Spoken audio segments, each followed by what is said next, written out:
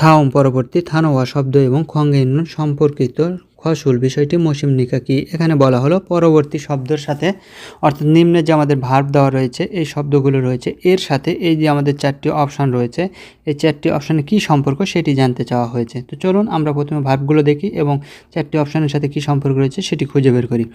এক নম্বরে যদি আমরা দেখি, এক নম্বরে রয়েছে ওদা। ওদা শব্দের অর্থ হচ্ছে আশা, অর্থাৎ আমরা হচ্ছে এই আশা দ্বারা সাধারণত আসা যাওয়ার যে বিষয়টি সেটি বুঝে থাকি, কিন্তু এখানে এটা হবে না। কেন হবে না দেখেন, পরবর্তী আছে নেরিদা। নেরিদা মানে নামা। হয়তো বলতে পারেন যে কোথা থেকে নামতেছে, এটাও আসার সাথে সম্পর্কিত, কিন্তু তারপরে রয়েছে খুশিদা বন্ধ। এই আসা যাওয়ার সাথে খুশিদার কোনো সম্পর্ক নেই, তাই আমরা এখানে আসা যাওয়া এটা ধরতে পারবো না। এটা দ্বারা কি বুঝবো সেটা আমরা এখন জেনে নিই। এই আশা সাধারণত ব্যবহৃত হয় আবহাওয়ার ক্ষেত্রে, অর্থাৎ ফিগা ওদা বৃষ্টি হওয়া বা আসা, নুনি ওদা তুষারপাত হওয়া বা আসা। তাহলে এটা বৃষ্টি এবং তুষারপাতের সাথে এই ওদাটা সম্পর্কিত, এটা ভালোভাবে মনে রাখবেন। দুই নম্বর রয়েছে নেরিদা। নেরিদা শব্দের অর্থ নামা বা পড়া। এটা কার সাথে ব্যবহৃত? এটাও বৃষ্টি এবং তুষারপাতের সাথে সম্পর্কিত। ফিগা নেরিদা বৃষ্টি পড়া এবং নুনি নেরিদা তুষারপাত পড়া। তাহলে এটাও ব্যবহৃত হচ্ছে বৃষ্টি এবং তুষারপাতের সাথে। তিন নম্বরে রয়েছে খুশিদা। খুশিদা শব্দের অর্থ হচ্ছে বন্ধ হওয়া বা থামা।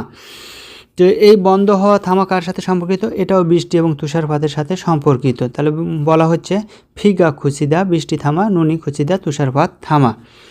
এবং 4 নম্বরে রয়েছে নোগদা। নোগদা শব্দের অর্থ হচ্ছে গলে যাওয়া।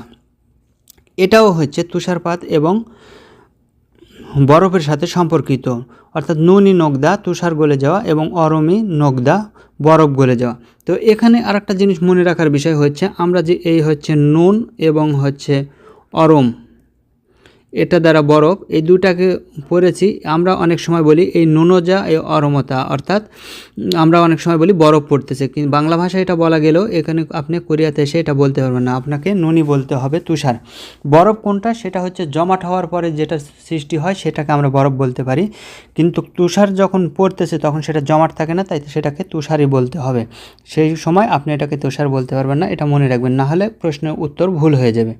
তাহলে আমরা এখানে কি পেলাম?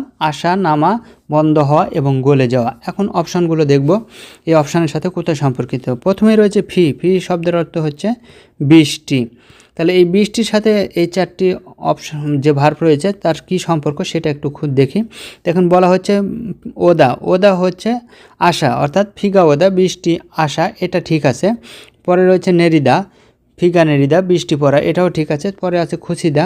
ফিগা খুশিদা বৃষ্টি থামা, এটাও ঠিক আছে। কিন্তু নোগদা, ফিগা নোগদা বৃষ্টি গলে যাওয়া, এটা হবে না, বৃষ্টি কখনো গলে যায় না, তাই এটা হচ্ছে না, এখানে এটা বাদ। যেহেতু তিনটা মিলেছে একটা ভুল, সুতরাং এটাও